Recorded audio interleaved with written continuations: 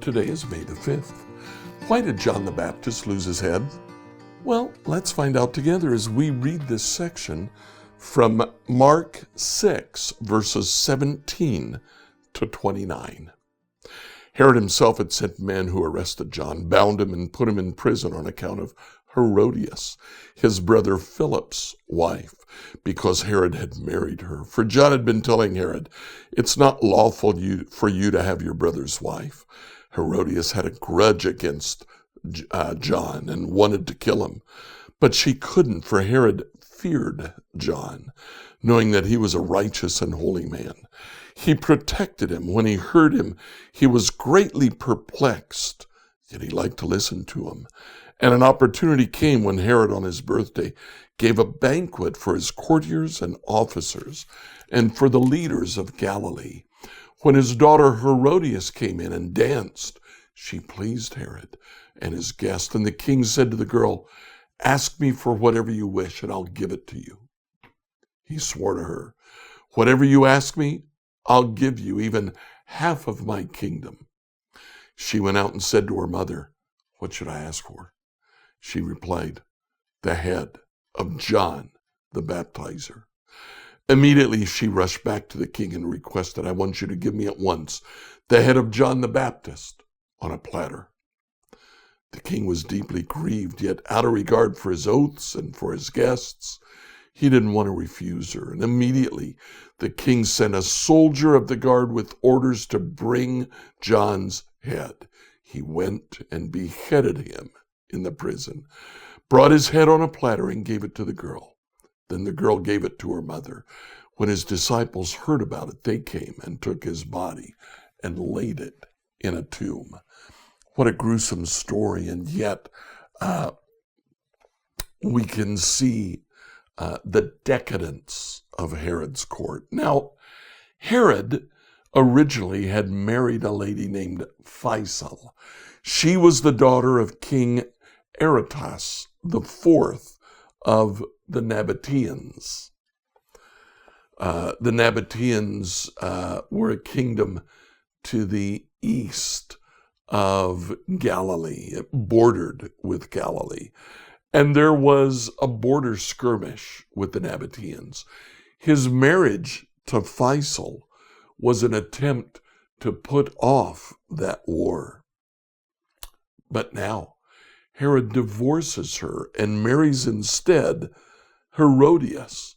Herodias had been married to Herod Philip. Now, this is not Philip the Tetrarch. This is another brother named Philip. Herod Antipas stole Herodias from Philip. Herodias was a Hasmonean. She was a descendant of Judas Maccabees. So Herod thinks this will please the Jews when I marry her. Well, it sure didn't please John. John condemns this. So Herod kills John. Now, Aretas IV, father of the jilted Faisal, goes to war against Antipas. That was the only thing keeping him from war. When Rome hears about this, they actually send an army. That army comes to stop the issue, and what they do, they exile Herod and his new wife, Herodias. All of this takes place after Jesus' crucifixion. Herod dies in exile. A banquet where rash statements are made. We see that in the Old Testament too. Let's read Esther chapter 1 to see something very much like this. Esther 1, New Revised Standard Edition. This happened in the days of Ahasuerus, the same Ahasuerus who ruled over 127 provinces from India to Cush. In those days, when King Ahasuerus sat on his royal throne in the citadel of Susa, In the 3rd year of his reign, he gave a banquet for all his officials and ministers. The army of Persia and Media, the nobles, and the governors of the provinces were present, while he displayed the great wealth of his kingdom and the splendor and pomp of his majesty for many days, 180 days in all. When these days were completed, the king gave for all the people present in the citadel of Susa, both great and small, a banquet lasting 7 days, in the court of the garden of the king's palace. There were white cotton curtains and blue hangings tied with cords, and fine linen and purple to silver rings and marble pillars. There were couches of gold and silver on a mosaic pavement of potpourri, marble, mother of pearl, and colored stones. Drinks were served in golden goblets, goblets of different kinds, and the royal wine was lavish according to the bounty of the king. Drinking was by ordinance without restraint, for the king had given orders to all the officials of his palace to do as each one desired.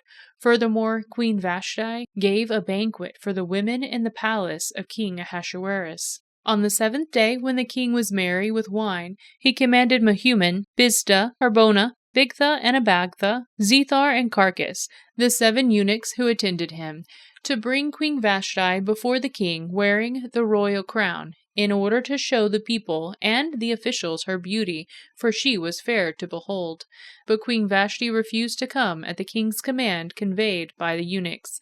At this the king was enraged, and his anger burned within him. The king consulted the sages who knew the laws, for this was the king's procedure toward all who were versed in the law and custom. And those next to him were Karshina, Sethar, Admatha, Tarshish, Meres, Marcina, and Memucan, the 7 officials of Persia and Media who had access to the king and sat first in the kingdom. According to the law, what is to be done with Queen Vashti, because she has not performed the command of King Ahasuerus conveyed by the eunuchs? Then Memucan said in the presence of the king and officials, Queen Vashti has done wrong not only to the king, but also to all the officials and all the peoples who are in all the provinces of King Ahasuerus. For this deed of the queen will be made known to all women, causing them to look with contempt on their husbands, since they will say, King Ahasuerus commanded Vashti to be brought before him, and she did not come. This very day the noble ladies of Persia and Media who have heard the queen's behavior will rebel against the king's officials, and there will be no end of the contempt and wrath. If it pleases the king, let a royal order go out from him, and let it be written among the laws of the Persians and the Medes, so that they may not be altered, that Vashti is never again to come before King Ahasuerus, and let the king give her royal position to another who is better than she. So when the decree made by the king is proclaimed throughout all his kingdom, vast as it is, all women will give honor to their husbands, high and low alike. This advice pleased the king and the officials, and the king did as Memucan proposed. He sent a letter to all the royal provinces, to every province in its own script, and to every people in its own dialogue, declaring that every man should be master in his own house. So banquets sometimes could be drunken affairs where rash promises are made. That was true with Artaxerxes. It's certainly true with Herod Antipas here in the Gospels. You have to stick by what you say. What do we do about this? Well, you be careful to keep your wits about you.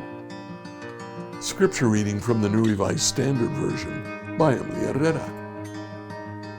Did you like what you heard? Follow us